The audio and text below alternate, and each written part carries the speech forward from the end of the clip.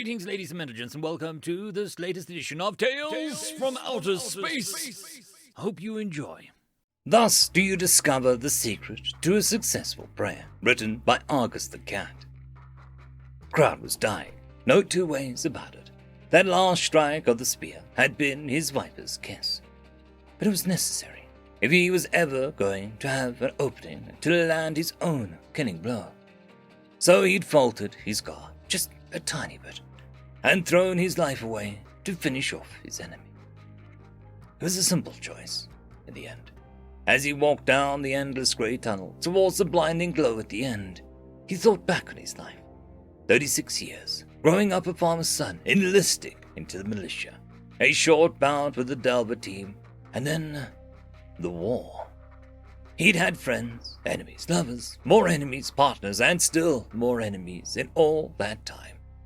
He'd briefly had a wife, which ended up in shouts and slammed doors, and still had a son, which ended up in crying when he hugged him before the last time he'd strapped on his armor and gone to battle.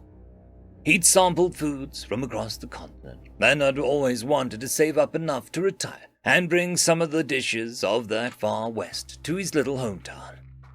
He also still had that debt to Kuro, the old dwarven baker, nothing ever spoken, but when times were tough, Crown's son always had a roll in some hard cheese, and Kuro got a respectful nod and a mental note that he was good people. He had lived, maybe not a perfect life, but his life, and he regretted nothing. And he knew that if he had let that thing get through the line, if he'd faltered for even a second, if he'd failed to press the enemy to his utmost, then he'd have a regret the size of the largest moon in his heart.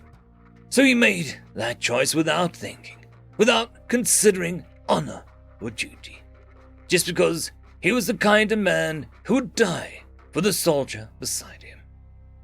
He didn't know if his hometown was still standing. When the war started, it was sudden. Some jerk woke up an ancient evil, and it took about 2 years for anyone to notice the missing cities and start assembling an army to stop it. Now, the demons paid in blood for every inch of ground they took, but they had plenty of blood, and the united military might of 6 kingdoms was running out of ground. Crown signed up without thinking about it. After all, if he didn't, who was going to protect his son, his home, his kingdom, or his world? When he stood in the line outside the local keep, he saw the same look on a dozen other faces around him. No one wanted to be there, but they were never going to be anywhere else. And when they formed up in lines, they did it together. Crown wasn't a scholar or a lawkeeper, but he liked to read the old histories, and he knew the power that word had when it was capitalized.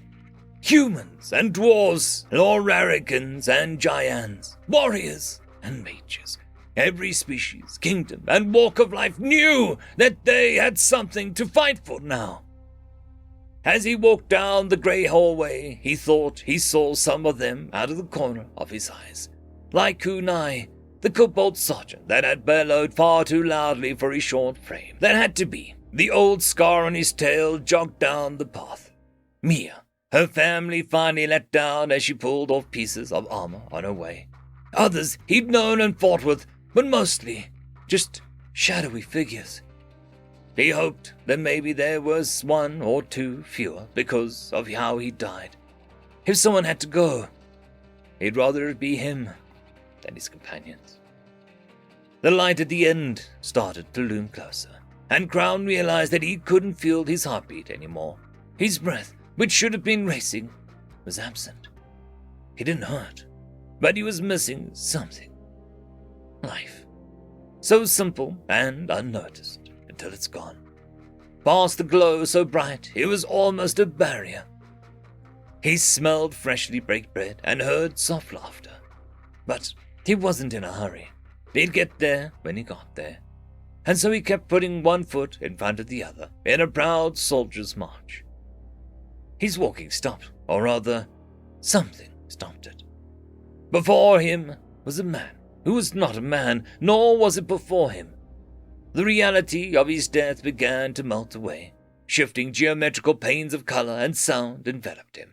1,000 things that could never look like eyes, but would also never blink or stop staring, glared down at him.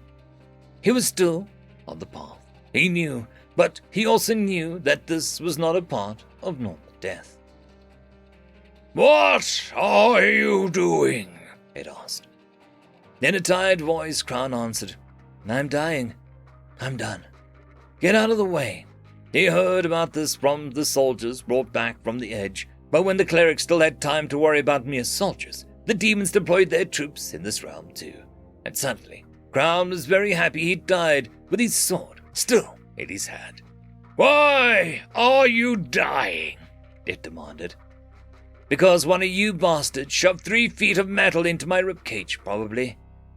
Now, let me pass, or I'll do it anyway." Crown wasn't in a hurry, but he found it was never a smart move to let someone believe that they were allowed to keep you trapped. "I am not one of those bastards," it laughed. Crown was interested now and lowered his sword. "What are you then? Because I'm not going to believe that you're one of the grand spirits, come to sing me to sleep. Makes more sense you're just one of those evil things," he said with a mocking tone. "They are not evil, only hungry. I am hungry too. I wish to feed," it explained. The colors and eyes focused on Crown, sword now up again. "If you think I'm going to be a good meal, I'll give you heartburn," it laughed. Its laughter hurt his ears and his toes and his heart. But it wasn't malicious, at least, so he thought. "You are dreaming before death. I want you to live. I will feast on the story you tell," it giggled.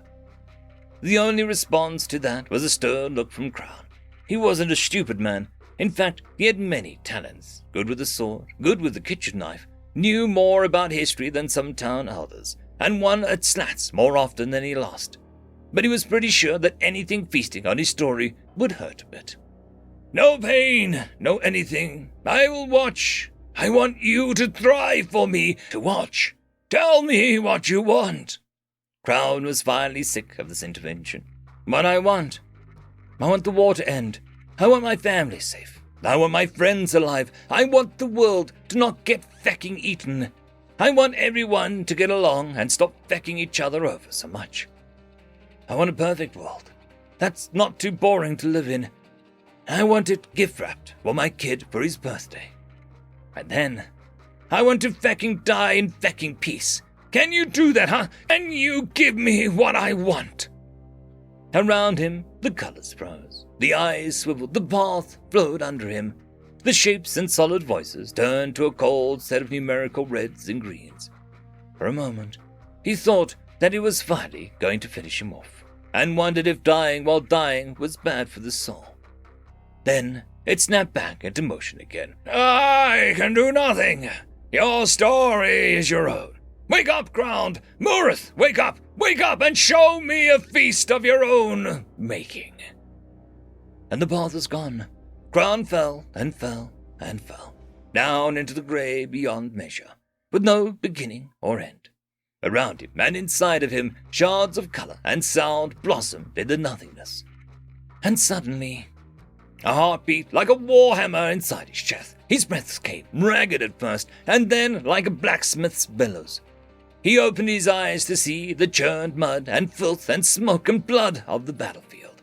The weight of his armor felt more real all of a sudden, and his sword was conspicuously absent. Next to him lay the corpse of Mia, his constant sparring partner and friend during their brief training and marches. His eyes pulled upwards to where the lines still raged against each other. The demon horde was smaller than some, but the fight wasn't done yet, and as long as even one of them was still alive, they were a threat.